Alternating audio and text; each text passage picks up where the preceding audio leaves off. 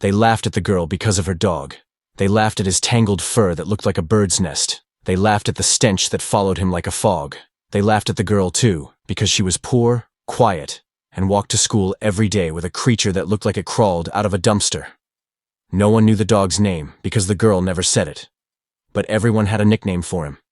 Trash Pup, Mop Face, Parasite Hound. Every day, he lay by the school gate, never barking, never taking food from strangers, never letting his eyes leave her. And then one day, a kid threw a rock. Another lit a match and held it out like a dare. And when the dog stood up, the entire schoolyard fell silent. Not because he growled, not because he lunged, but because he stood. At attention. Front paws tight, back straight, eyes fixed on the threat, unblinking. As if he'd done it before. Before the bombs. Before the bullets. Before the orders were given. The girl didn't speak. She stepped forward quietly and laid a hand on his back. The dog sat down, as if the mission was complete. And in that moment, every whisper and chuckle vanished. Because that filthy dog wasn't a stray. He was a soldier. And soldiers don't need a uniform to remind the world who's really standing guard. Her name was Alara, 10 years old. The kind of girl who never raised her hand, who drew trees instead of writing essays, who seemed to vanish the moment class ended. No one really noticed her until the dog showed up. He came out of nowhere. One day, there he was, curled beneath the willow tree across from the school entrance. His coat was matted with dirt and dead leaves. His tail thumped once when Alara walked by. That was all it took. She didn't speak, just dropped half her sandwich beside him and walked on. The next day, he was there again. So was she. And so it continued. Every day. He followed her, always at a distance, never crossing into school grounds, never making a sound. The teachers started to whisper. Who does that mutt belong to? Why is it always here? Should we call animal control? But before anyone acted, the school counselor, an ex-Marine named Mr. Ryland, walked past him and froze. Son of a gun, he muttered, crouching slowly. The dog's eyes followed his every movement. Calm, steady, assessing. Mr. Ryland didn't touch him, didn't speak again. He just stood up and walked inside, pale. He didn't talk about it, but from that day forward, no one mentioned calling animal control again. The kids, of course, weren't as restrained. They threw insults first, then rocks, then their lunch wrappers. Alara said nothing. She just kept walking, kept feeding him. He never barked, never flinched, never chased. Just watched. And if any of them got too close to Alara, he would rise, silent, looming, still. It was enough. One afternoon, a storm broke. The sky ripped open and drenched the playground. Kids screamed and ran. Alara stayed. She pulled off her hoodie, covering the dog as he lay beside the dumpster behind the school. Stay, she whispered. He did. And she sat beside him until the rain stopped. She named him that day. Ghost. He didn't react, but his tail twitched. Alara's home wasn't the kind you invited friends to. Peeling paint, flickering lights, a refrigerator that growled louder than it cooled. Her aunt, Marla, worked 2 jobs and smoked 3 brands. She didn't ask where the dog came from. She didn't really ask anything. One night, Marla came home drunk, loud, angry. Alara had spilled some milk. That was enough. But before Marla's shouting turned into something worse, Ghost stepped between them. Not barking, not growling, just standing. Marla froze and backed away. Damn mutt, she muttered. But she didn't step forward again. Alara started sleeping better after that. Ghost lay at the foot of her bed, eyes always half open. He never slept deeply, always listening, like he was waiting for something, or someone. One Saturday, Alara took him to the edge of town where the trees were thicker and fewer people stared. They sat by the river. She took a stick and threw it. Ghost didn't move. She tried again. Nothing. But when a jogger passed too close, Ghost stood and stayed standing until the jogger was gone. Alara tilted her head. "You don't play, do you?" He just looked at her. Old eyes. Eyes that had seen things no child should see. The first real clue came a week later. Alara found a patch of fur missing near Ghost's belly. Beneath the skin, something was tattooed, faded, blurred, but still visible. K9-037B-GHOST. Her breath caught. She Googled that night. For hours. Search after search led her to stories, articles, military dogs gone missing, units disbanded, soldiers lost, and one file, half redacted, describing a German shepherd trained in explosives, reconnaissance, and child protection. Name: Ghost. Status: presumed KIA. Location: unknown. Until now. Alara stared at the screen, then turned to look at the sleeping dog. His ears twitched, and he opened one eye. She whispered, "You came back, didn't you?" He didn't move, but she knew. Some dogs don't forget.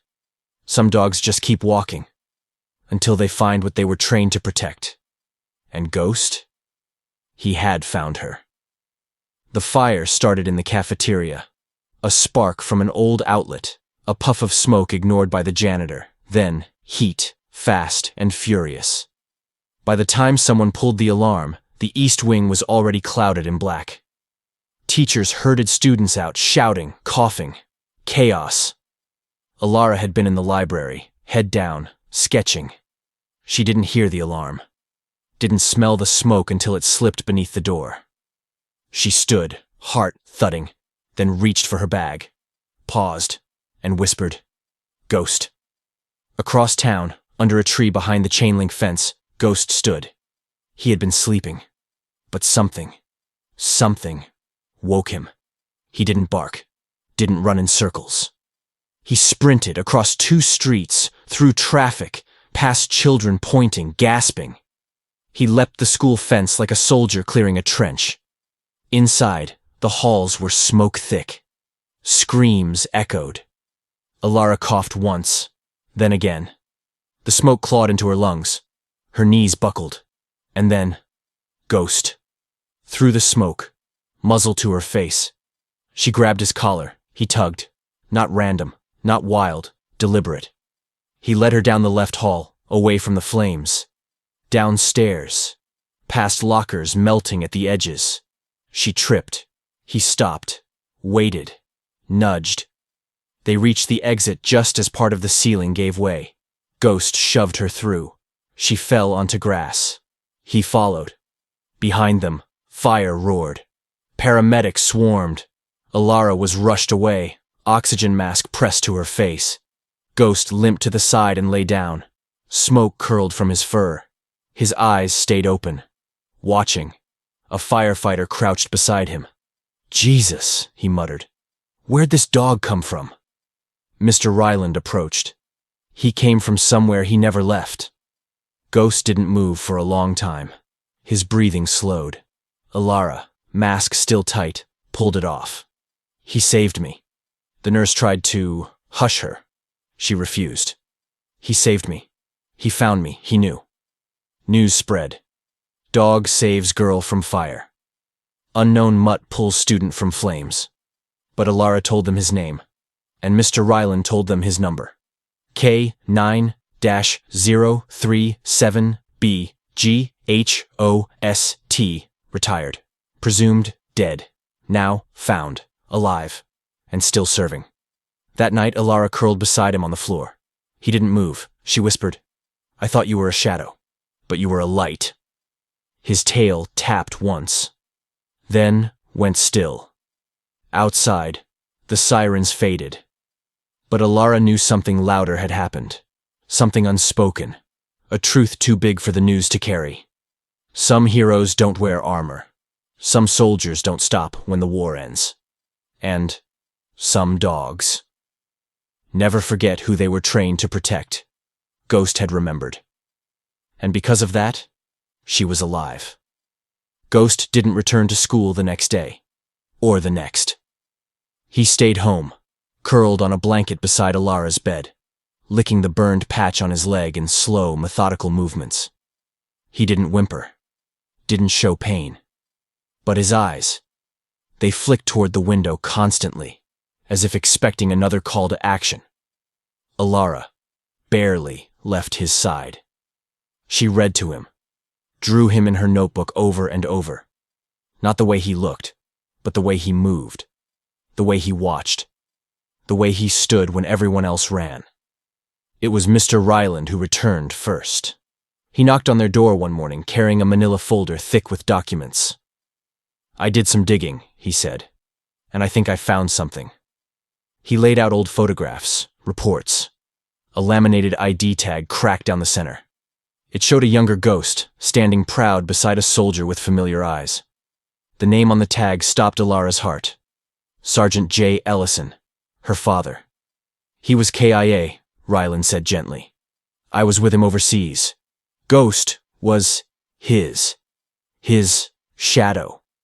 Saved our entire squad more times than I can count. But the day he died, Ghost disappeared. We thought he went down with him." Alara reached out and touched the ID card. Ghost lifted his head, looked straight into her. A memory passed between them, and something settled in her chest like truth. They sent samples. Fur. DNA. It matched. K9-037B. Registered under Classified Canine Task Force. Status: retired. Presumed deceased. Not anymore. Ghost's file was reactivated. So was his rank. Sergeant Ghost. Decorated K9. Honored combat veteran. Officials came. Men in suits. Women in uniforms. They asked to take him. To a proper facility, they said. He deserves to rest, be monitored. Alara stood between them and the dog. He already found the place he belongs. Ghost didn't bark, but he sat up. And the officials, perhaps sensing what it meant to be stared at by a soldier who'd buried more memories than they'd seen, left without protest. Media came next. Girl adopts war dog lost in fire. Veteran K9 found guarding daughter of fallen soldier. But Alara didn't want interviews. She just wanted mornings where Ghost was there when she opened her eyes, where he followed her to the porch, where he sat at the end of the path like a sentry of old. She wrote a letter, not to the news, to the military. She wrote, "You trained him to protect. You trained him not to stop, and he didn't. Even after you lost him. Even after you forgot him. He remembered. And I think he remembered me before I even knew to look for him." 1 week later, a box arrived. Inside, a folded flag, a plaque, and a new tag. GHOSTK9037B. Returned with honor. Alara clipped it to his collar. He wagged once. At school, no one called him names anymore. Kids who once pointed now left snacks by the gate. Some even came to pet him. He let them, but only after Alara nodded. One afternoon, a first grader tripped and skinned her knee. Ghost walked up, sat beside her until help came. Another time, a middle schooler had a panic attack during a fire drill. Ghost nudged open the classroom door and lay across the boy's feet. No one taught him that, but he knew. He always knew. Because some instincts don't fade. Some missions don't end. Some soldiers, no matter what form they take, carry the battlefield with them. And sometimes, they find peace in the quietest places. Like beside a girl who draws trees, and never asks more than, "Will you stay?" And for Ghost, the answer was always yes.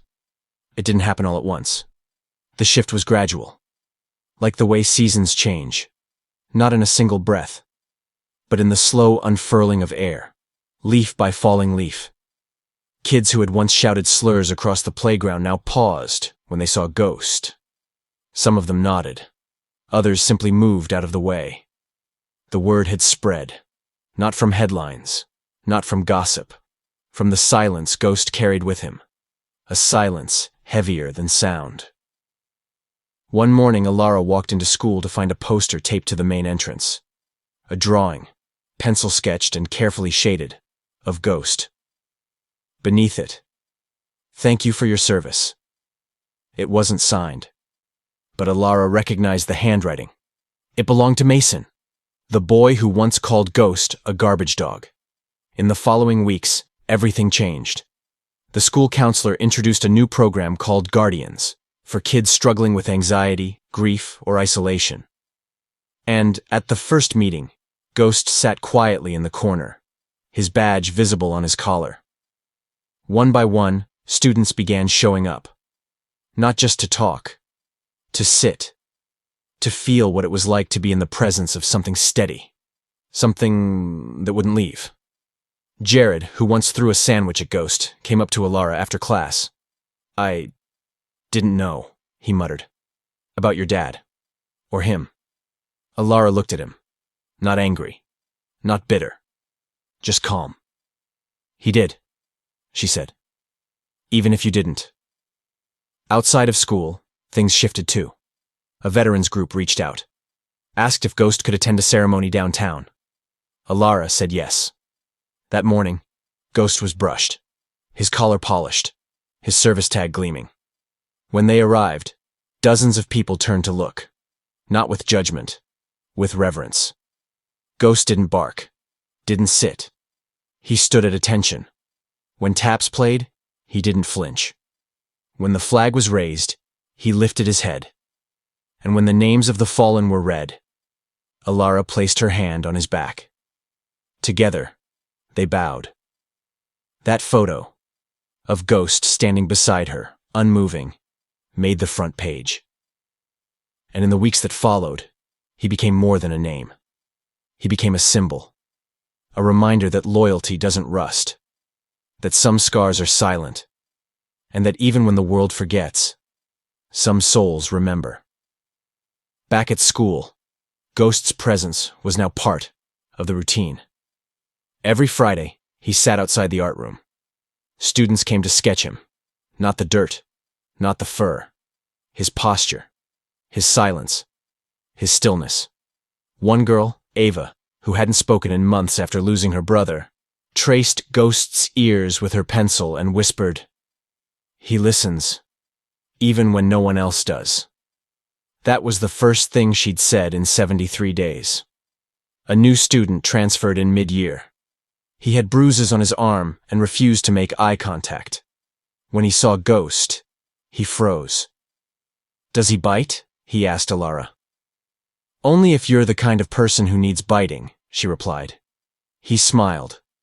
Just a little. By the end of the week, he sat beside Ghost at lunch. By the end of the month, he laughed. Alara never tried to explain Ghost. Because some things lose power when put into words. She just let him be. And in doing so, she gave others permission to do the same. To be quiet. To be watchful. To be a little broken. And still be good. One day, the school principal asked Alara if Ghost could be honored during the annual assembly. She hesitated, then nodded. The gym was packed. Students, teachers, parents. When Alara stepped onto the stage, Ghost beside her, the room went still. She didn't speak for long, just placed a photo on the podium. Her father, in uniform, smiling, Ghost beside him. Same posture, same eyes. Then she said, "He didn't come back for medals. He came back for me. And maybe, somehow, for all of you." When they stepped down, the applause didn't come immediately. Instead, everyone stood. Not for her, for Ghost. The laughter was long gone now, replaced by something deeper, something stronger. Respect. Time didn't wait for heroes. It never had. Ghost grew slower in the months that followed. His steps lost their sharpness, his hearing dulled, and his once watchful eyes, still alert, now blinked more often than before. But he remained present, constant, steady. Alara noticed the changes before anyone else. He no longer followed her to the end of the schoolyard. He would stop halfway, sit beneath the willow tree, and watch from there. At first, she coaxed him, called him, but then she understood. Ghost wasn't abandoning his post. He was passing it on. It was a snowy morning when it happened. Alara woke up and reached for him. His side was warm, still, but he didn't move. She whispered his name. Once. Twice. Nothing. Tears didn't come immediately. They came later, when she realized she wasn't cold despite the snow. Because somehow, the warmth he left behind stayed longer than she imagined. She laid a blanket over him, brushed the fur around his eyes. And then she did something no one else had ever done. She saluted. News traveled fast.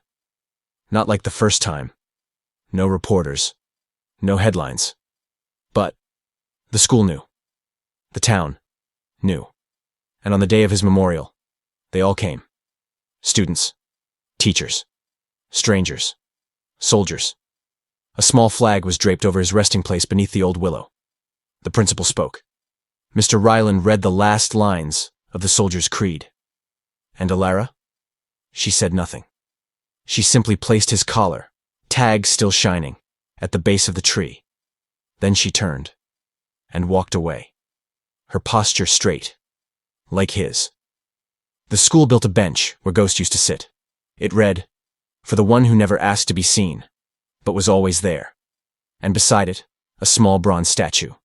A dog. Sitting. Still. Watching. Years passed. Alara grew up, left for college, returned to visit. She never replaced Ghost. Never tried. But sometimes, when she passed the tree, she would pause, place her hand on the bark, and whisper, "Still watching, aren't you?" The wind would rustle. Leaves would fall. And somewhere deep in her chest, she would feel it. A presence. Not loud. Not boastful. But proud. Eternal. And loyal to the very end. Because Ghost wasn't just a dog. He was a guardian. A soldier. And the kind of friend the world only gets once. And never forgets.